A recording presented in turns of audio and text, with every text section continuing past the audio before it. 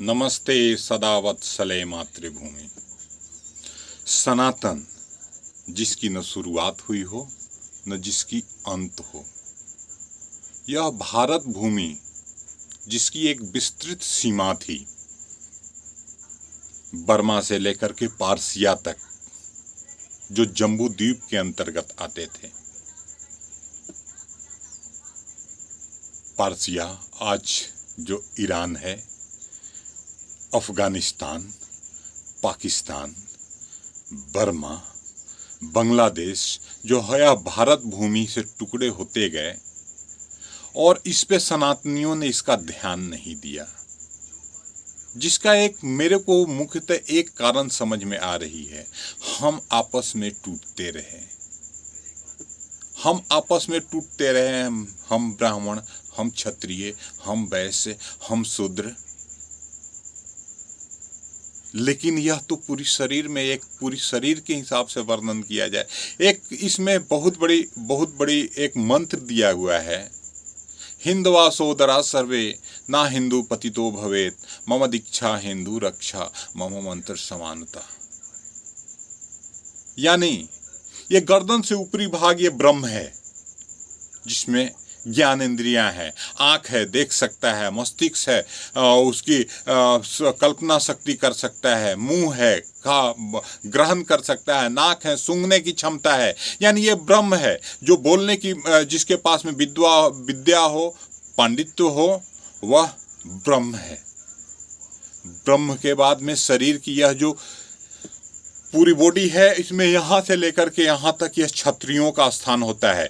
किसी भी तरह से शत्रुओं का प्रतिकार करना, उनका विरोध करना, उनको रोकना, यह क्षत्रियों का कार्य है। यानी कि ब्रह्म आदेश दिया, क्षत्रिय ने उसका पालन किया। इसके बाद जो स्थिति आती है, जो तीसरा आती है वैश्य की, वह वैश्य सीने से लेकर के यहाँ तक की स्थिति आती है। यह पावर प्लांट है। जब तक किसी भी चीज़ को, राफेल को भी उड़ने के लिए ईंधन की आवश्यकता होती है, यह वैश्य है, यानी बनिया है। यह पावर को सप्लाई देता है। और इसके नीचे वाले जो हैं, जो जिनको मनुस्मृति के द्वारा शूद्र की दी गई, यानी यह सेवा भाव करने वाले हैं। यदि पैर न हो तो कहीं जा नहीं सकते। एक इसके बगैर भी पूरी जो संरचना है ब्राह्मण, क्षत्रिय, वैश्य और शूद्र का, वह एक भी कोई नहीं चल सकता है। यानी यह पूरी शरीर है, एक दूसरे के बिना कोई भी एक कार्य नहीं कर सकता है। लेकिन हमारी सनातनियों को कई विदेशी आक्रांताओं ने आकर और हमें वर्गीकृत करने की कोशिश किया, हमारे को तोड़ने का कार्य किया। बोला तुम क्षत्रिय हो, यानी सेवा भाव का, तुम क्षत्रिय हो, भुजा का काम करते हो, तुम्हारी रोकने की क्षमता है। शूद्र को कहता है तुम्हारी कोई वैल्यू नहीं है, तुम्हें नीच कहते हैं। जबकि सबसे ज़्यादा वैल्यू इन्हीं की है।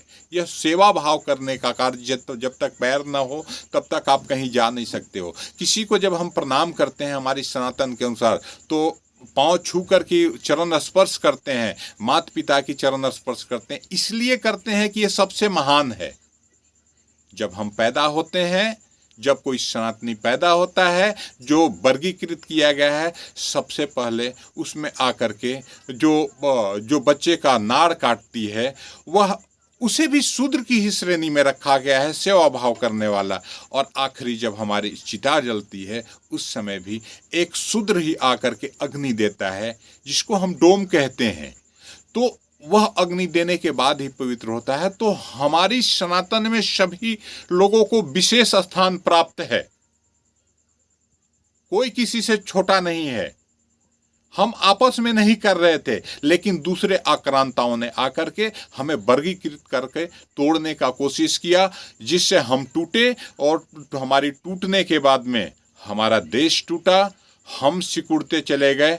आज आप सभी देवी देवताओं के हाथ में उठा करके देख लो, सभी देवी देवताओं के हाथों में शस्त्र है।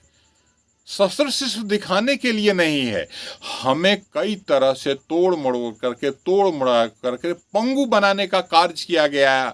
चाहे वह मुगलों की शासन रही हो तो, चाहे वह अंग्रेजों की शासन रही हो तो, या आज़ाद होने के बाद में जो हमारे नीति निर्देशक बने, उन्होंने भी सनातन को विशेष प्रश्रय नहीं दिया, जिसकी वजह से आज सनातन कमज़ोर होते जा रहा है। और 2014 से पहले पता ही नहीं था कि भारत में हिंदू भी रहते। अपनी जब से इन्होंने शक्तियाँ दिखाना, संगठित होना शुरू किया है, तब से सभी पूरा विश्व डोल रहा है। हम महाशक्ति बनने की ओर अग्रसर हैं। बातें तो बहुत है, लेकिन फिर कभी और आपके। जय हिंद, वंदे मातरम।